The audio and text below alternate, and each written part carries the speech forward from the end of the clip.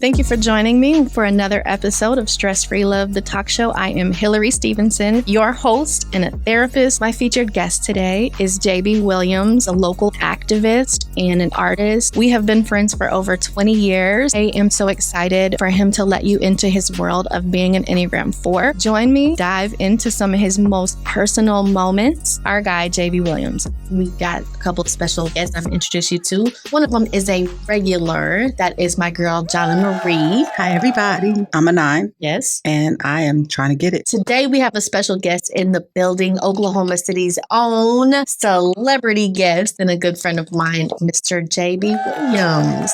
Jabee, tell me if you know what your Enneagram type is. You told me before. I think it's like a 6. Nope. 4. Correct. I knew it was like one of them even numbers. We are so grateful to have a 4. Our listeners and my clients know my husband is also a 4. I don't remember what 4 is. We're going to get into it. Okay. One of the key things is being unlike anyone else, being unique. You said everybody's a 4. I'm a 4. Then you said unlike anybody else. Every 4 is completely unlike every other 4. Okay. That's actually one thing that makes 4s hard to generalize, the need to be different. I don't like the need to be different. Okay. You know what I'm saying? I don't try to be different. That implies it's not natural. It's not organic. Yeah. We need to be. You know what I'm saying? I totally understand what you're saying. I agree with that. Because I might not be a 4 if that's the case. Are you like anyone else? I don't think so. You're not creating this fake thing that makes you unlike anyone else. The limitation of 4s, though, is if someone else is already doing it, they're not interested. Yeah, I would say that. You know? Whoa. All I'm saying is if there's a need for me to be different, then I'm not different. You know what I'm saying? Sure. You said the need to be different. So you're okay with being like everybody else? I'm not. Okay, so what's the difference? Go to the next show.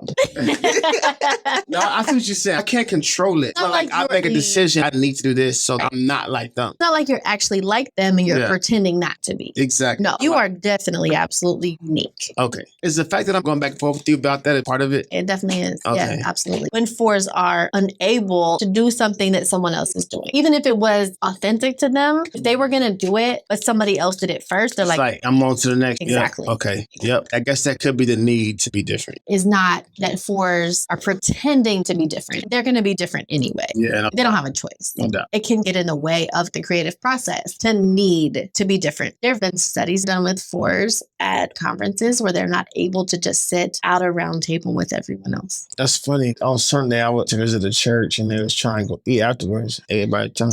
I said, I'm just going to leave, yo. I just can't. I'm not going to sit here. Like, I try to figure it out. I don't fluently speak 4, so I use things my husband says, and it makes sense to 4s. You've been able to talk me off ledges before, things we've been through, we've seen. I don't know if you would call it speaking 4 or not, but the fact that you can communicate with me in the way that you do and understand me even before you were doing this stuff, I think you speak 4. The fact that you're able to marry a 4, you speak it. Before an Enneagram workshop, would sit down with my husband and ask him a question, and then I would just regurgitate it. That's what you would do. Okay. Regurgitate. Where's your cup at? Regurgitate. It's over here. There's a minute. I still said it. I know. Whew, that's rough. Anyway, I would say back, but he would say, have you seen the movie Get Out with the teacups? Yeah. You seen that? That I think that she was dope. That's what you do. You're not going to Okay. talk about your thing for old white women. Okay. That's not what we're talking about today. That's not what you're talking about today. I might need more words on this. We can put a pin in it and come back to it later. Oh, listen, But trust I me. really need to hear this. I'm talking about 70-year-old random white women. That's what the 70. point. Don't say 70. 60? Maybe 60. I don't know that I want to know. I'm pretty sure I said that. I'm going to put a pin in that. Let's put a permanent pin in that. It's my And- permanent. Hey, I'm trying to date up. You know what I'm saying? Up in age. Up in everything. I don't even know where I was going with know. that. Oh, I was talking about Get Out. She taps on the teacup and they go into what they call the sunken place. Mhm. This is a place my husband references. Going into a place of emotional turmoil. You're stuck and it's cycling. Your thoughts are reinforcing certain feelings. You're thinking something and it's making you feel some kind of way, and you're thinking something and it's making you feel some kind of way. Yeah, I hear you. He drew it on the chalkboard before my workshop, a swirl that started big and got down, what he called the sunken place. This won me a lot of points with the 4s. Stuck in this place of, I need his words, but darkness where he's unable to get out, where the thoughts and feelings start swirling. He has learned a process where he has to pick an action to get out of it. Like, give me an example of one of his actions. He's put a whole bunch of work into our front yard. There are still areas where it won't grow. The example he gives is, so he'll just be walking by and look out the window and see bald spots in the grass. He will sit there and obsess about what he could have done different. He gets frustrated, like, well, I'm never going to figure this out. And he'll spiral, but it never comes to a place of action. So he's learned a process of getting to a point. I'm telling you, he's learned to notice the spiral start to happen and use action as a way to springboard out of it. Let me go to Home Depot, get on YouTube. I'm going to figure it out. That's not natural for a 4 because it's so easy for the thought feeling spiral to sink you down and down and down. Oh my God, fam. Tell me about it.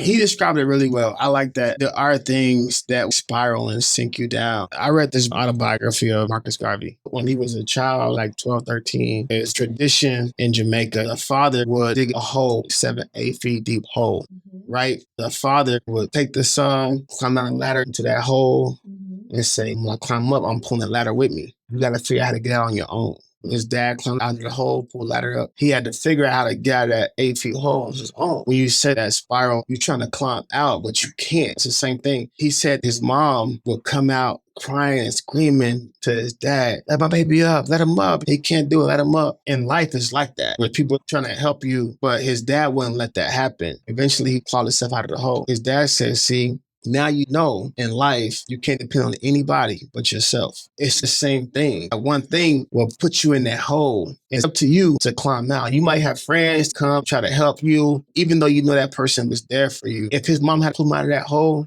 he wouldn't have been who we know he is today. I think we know we need that to be who we need to be and do what we need to do. And for me, it's like, man, when you said that, you can see the grass, you know what you need to do, you need to take the actions to do it. I look at my life, there's so many things like that. In relationships, it's the same way where really you can just reach out and fix it. Maybe for somebody else. But for me, it kicked my ass first. Just the thought of it kicks my ass. The Enneagram, there are 3 different ways of knowing: thinking, feeling, and action. 4s are centrally emotional beings. What they are disconnected from is the action. So when they're able to add the action to the thinking and feeling. In music, I could say everything that I know I need to fix. There's even been points where I've been like, but you heard my song before, so why you know what I mean? That lets you know I know. Like, if you know it, why don't you do better? What is it that you need when you're in that sunken place? I know the worst thing you can say to a 4 when they're in that place is what's wrong.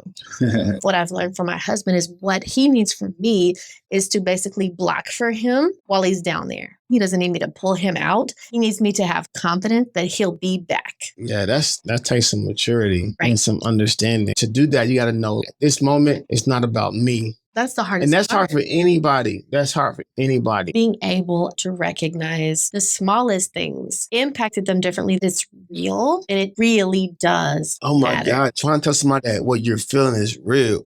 It's like, why are you saying that? That's not true. I'm like, bro, if I feel like that, it's true. Yeah.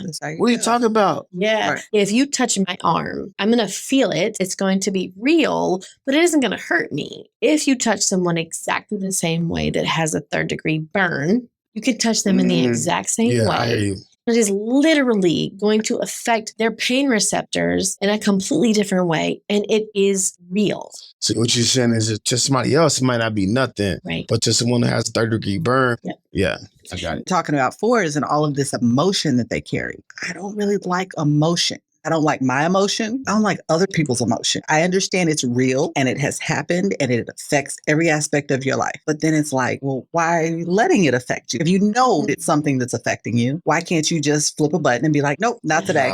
That's a thing I hear from 8s a lot. Why does emotion have to impact you so heavy? That's real. Well, shoot, I wish it didn't. I agree that it does, but I don't like it. A couple of weeks ago, we were at your house, Hillary, and we were talking about my 9 crap. Avery pulled out this whole chart, this picture, the whole situation. Chart. The thing that stood out to me matches with what you said. Nobody could pull him out of that. He just needed somebody to sit with him. We'd make it about us. Whatever is happening to him is happening to us.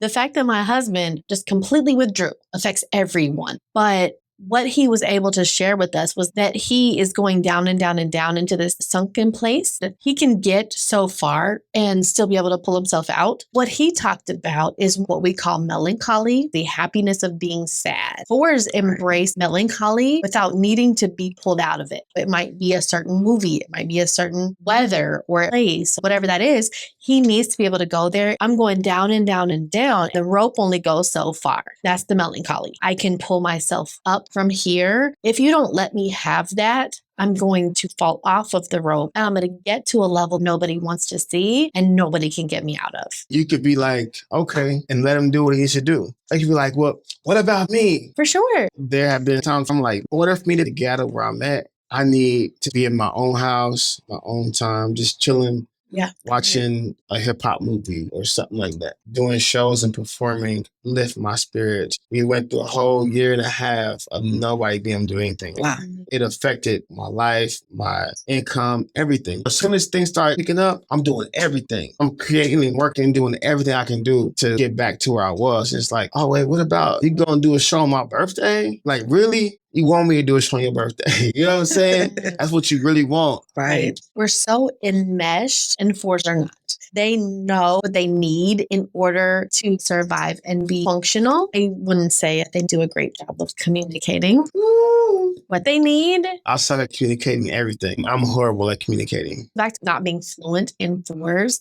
I am a 3. I'm really great at playing it off. I feel good about playing it off. For my husband and all the other 4s out there, playing it off is like dying 1,000 deaths. Man, fam, on me. Johnny, 4 and 9, the ability to minimize. It's and like it a isn't. superpower. It feels like a superpower. Yeah, it does. Even when a 9 is healthy, they don't experience things on the same level Not at all. that a 4 does. 3s are also shame-based types. What you mean shame-based? Shame is the core emotion of the triad that 3s and 4s fall into. Shame of the people or themselves? The triad is 2s, 3s, and 4s. 2s are probably people that you have really liked in your life. I have really liked. Yeah. 2s are the, what do you need? I can help you. 2s is bomb as shit. Especially for people who only function on a creative level. But 2s base their worth off of how helpful they can be. They need to help you. And 4s are not necessarily other people focused. But they're in the same triad where 2s are all about other people's feelings and 4s are the opposite of that, where they have a hard time overcoming their own feelings. 2s are embarrassed easily.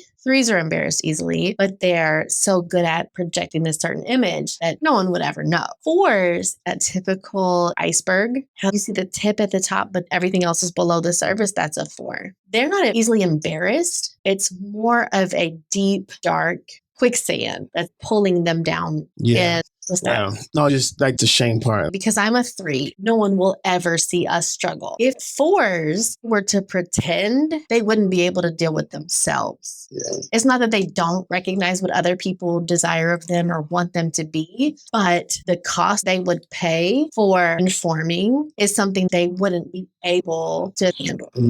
Conforming, period. I was telling somebody the other day, I'll just say it, the sheriff of Oklahoma, Tommy Johnson. I had a meeting with him. I'm trying to explain to him how he's selling his people out. I'm telling him, listen, if I did and said everything these white folks wanted me to say and do, I would have money. Right. It's impossible for me to be like that. It's impossible for me to conform. I couldn't live with myself. I was going to say, it wouldn't be impossible, but you wouldn't be able to exist at the level that you exist at. You would hate yourself. If I try to conform to what people want me to do and say and be and look, man, I'd be straight. With your political passions and the things that you are a hardcore believer in, it seems like the natural route that you would become a politician. That's what people do who care about changing things. That's the ideal. But you know why I don't? It's because I know once I do, I can't say and do what I want to do. You can't say this because we're going to lose such and such donors. Fuck them motherfuckers, yo. If we're going to lose them, we don't want them. Not a position you can have when your family's food is dependent on votes. Yeah. You wouldn't be able to function in that. At all. And it sucks because we miss out on what you have to say. To a certain extent, you have been able to continue to show up on social media at protests, organizing things. And I do wonder, and you know this because you get concerned texts from me when you are having guns pulled on you, walking how many miles? 131. 131 miles. I understand your passion and your personal convictions as a 4, but how do you keep your head above water in those kinds of situations when the emotional part is so heavy on you? I don't know. How do you keep it from pulling you down that spiral into the sunken place? I'm down there a lot. What's Avery's cousin's name? Ivan? Ivan. He sent me something one time. I had to say what he said on my phone so I could pull up when I need it. It's those things, you know. A lot of times it feels like you by yourself. And for somebody to just reach out, like somebody, I can't remember who it was. He stopped me and was like, man, how's your heart? I didn't have the answers, but it made me like, okay, he's seeing something else. And you feel like you're by yourself, and then randomly somebody's like, man, I see what you're doing. I've always been about community activism. I've never been as deep in it as I am now. Yeah. That's current, but just rap. I remember there was times where not only did I want to not rap no more, but I didn't want to live and some more. 2 things happened. First thing happened was Sailor, my daughter was born. Yeah. But the other thing what happened when I didn't want to rap no more is Chuck D was like, man, your music can change the world. And I was just like, dang, just when I wanted to be done with this, one of the biggest hip hop figures of all time was saying that about me. Yeah. It's like, okay, maybe this ain't about me. Maybe it's about whoever hearing this shit. When you at the bottom of that sunken place and you trying to fight and claw your way out, you about to just be like, man, fuck it, and fall back. It's things like that. There's things that you hit me up and you said, I'm like, damn, that video that Ivan sent me, just to see it, know it's there, that gave me something. You know what I'm saying? A lot of the people that teach about 4s are speaking in a very culturally specific way. I was watching a video the other day and they were saying, I think everyone who's a 4 owns a mauve scarf. And I'm like, well, maybe. This man was white, huh? Exactly. That's why he's saying that bullshit. What'd you say melancholy was? The happiness of being sad. The happiness of being sad. Do you think most of the way I respond to things today are based on things that happened to me in the past? Because I even say in a song, Ugly Kid, I grew up with a broken heart. I grew up with my heart broken. Is being brokenhearted comforting because of how I grew up? Yeah. When you talk about relationships, there's what we call a trauma bond. If I've had a certain level of trauma, when I connect with someone else who's also had a certain level of trauma, that feels comforting because it's what I know. If it was too shiny and too blingy and too happy, it feels wrong. When I date somebody, I'm like, you have no idea. Your high school was like, what? Your home life was like, what? You haven't even lived. You don't know who you would be or where you would be without those things happening. Absolutely. Yeah, that's definitely true. You talked about, I've learned from the past. 4s are withdrawing types who tend to cope with situations by withdrawing. That's me. Oh my God. Keep going. But also their orientation to time is the past. 4s believe there's nothing that I need to know from the future that the past can't teach me. All the things you do and go through, having a gun pulled on you at a protest. What advice do you have for young Black men out there who are experiencing things in the same way? How do they cope? It's crazy. I was having a conversation about this earlier today in a lunch meeting with this dude who's an artist. We're going to try to collab on something. He takes pictures and makes these dope art pieces with them. Anyways, it's crazy. While we're talking, I'm thinking about all these things that I'm an adult now that I'll never forget. I'll never be able to get over. I forgive the people for doing them, but I'll never get over it. Traumas that play a part in how I react to people and things that I do. For instance, I was like 11 years old. We all go to Lazy E Arena for a field trip in middle school. It was, I don't know, like $5. I'll never forget the night before it was time to turn in my permission slip and my money. My mom went to the bank and got little things to put the pennies in. Right. She had a huge plastic bag full of pennies. I sat there and watched her count out $5 worth of pennies. Wow. Like 2 hours, counting them out, put them all in, put them in the bag and said, take it to school tomorrow, is your permission slip. So I take it to school, we turn our permission slips in. I remember taking it and put it on the desk. Teacher looked and she was like, who brought this in here? And I'm like, no, she ain't. Oh, she ain't. Yo, she ain't about to do me in. You know what I'm saying? Wow. Yeah. And she was like, who brought this in? I'm not finna count all this. That pissed me off. So I remember my mom count all that shit. I said, you ain't got to count it. It's been counted already. And she was like, no, we're not taking this. So everybody had to see me go up there, grab that bag of pennies, go back to my study, go on field trips. I know there are young Black men who are trying to figure out how to manage things like that. Trying to tell a young Black man who might be a 4 like me, man, I don't know, because I'm an adult and I'm still plagued by those things that happened to me as a child. Really what you're saying is the answer. Don't minimize it. It matters. It still matters. 20 years later, 30 years. 15, 10 years. Yeah. I mean, Whether it's at a protest, speaking in front of people, forming relationships that affects how I respond to certain things. In my mind, everybody going, whose is this? What the? You know what I'm saying? Wow. And I'm like, you ain't got to count it. It's been counted already. Wow.